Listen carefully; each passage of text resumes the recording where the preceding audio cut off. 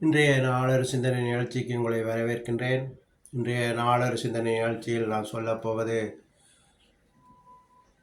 குடும்ப தம்பதிகளுக்கு என்னென்னு சொல்லி பார்த்தீங்கன்றால், இன்றைய காலகட்டத்தில் இந்த சிசு கொலை என்பது சர்வசாதாரணமாகிவிட்டது.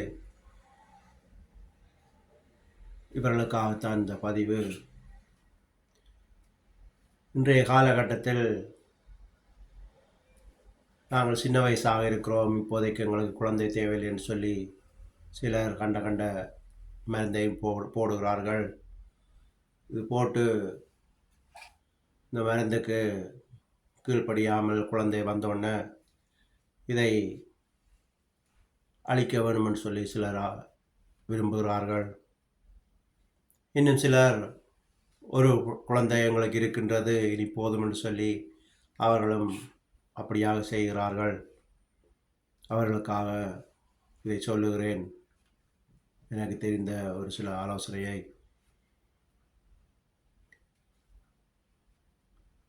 அப்படி உங்களுக்கு குடும்ப கட்டுப்பாடு தேவைன்னு சொன்னால், இந்த கைக்கு வைக்கிற சிப் ஒன்று இருக்குது, சின்ன ஊசி மாதிரி வலது கையில் வைக்கிறது, பிளானத்துன்னு சொல்லுவார்கள்.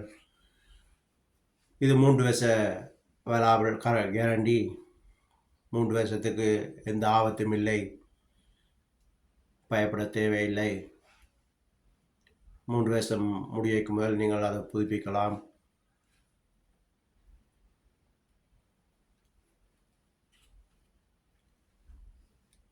ஆனால் கண்ட மாத்திரையும் போட்டு குழந்தைகளை கொலை செய்ய வேண்டும் என்று நினைக்க வேண்டாம். பைபிளில் சொல்லுது, கொலை செய்யாதிருப்பாயான்னு சொல்லி.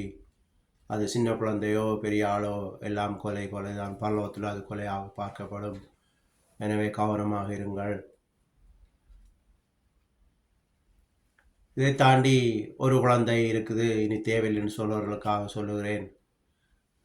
ஒரு குழந்தை போதாது, 2-3 குழந்தையாவது பெற வேண்டும். குறைந்தது 2 குழந்தையாவது பெற வேண்டும். இந்த ஒரு குழந்தை போதும் என்று நீங்கள் நிறுத்தினால், இந்த ஒரு குழந்தைக்கு பொழுதுபோக்கு யாரும் இல்லை.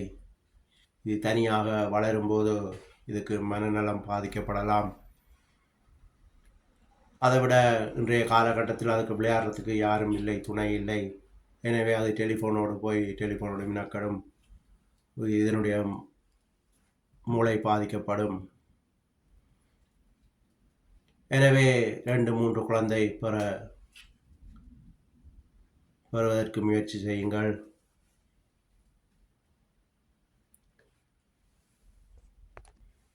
எனக்கு ஒரு நண்பரை தெரியும், 10 வருஷத்துக்கு மேல் அவரை தெரியும் எனக்கு.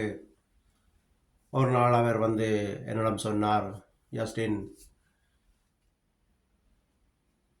எங்களுக்கு ஏற்கனவே 2 குழந்தை இருக்கிறது, 21 வயசும் 16 வயதும். இப்போது என்னுடைய மனைவி குழந்தை உண்டாயிட்டா, இப்போ நாங்கள் பெற்றெடுத்தால் ஆக்கள் பாடி பண்ணுவினோம், நாங்கள் இதை அழிக்க போகிறோம்னு சொன்னார்.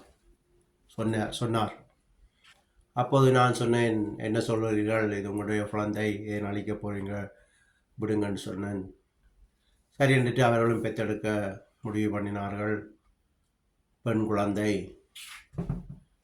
இந்த குழந்தை பிறந்து 31க்கும் எனக்கு சொல்லி நான் போய் பார்த்தேன். அழகான குழந்தை. இப்படியாக கடவுள் எனக்கு அந்த வாய்ப்பை தந்து அந்த குழந்தைக்கு உயிரை கொடுக்க செய்தார்.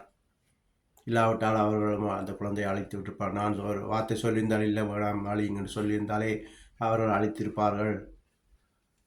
அப்போ அந்த குழந்தை இன்றைக்கு உயிரோடு இருக்குவது கடவுளுக்கு நன்றி. இப்படியாக நீங்கள் சிந்தித்து செயல்படுங்கள், கவனமாக இருங்கள் என்று சொல்லி இன்றைய நாளொரு சிந்தனை நிகழ்ச்சியை முடித்துக் கொள்கிறேன். நன்றி, வணக்கம்.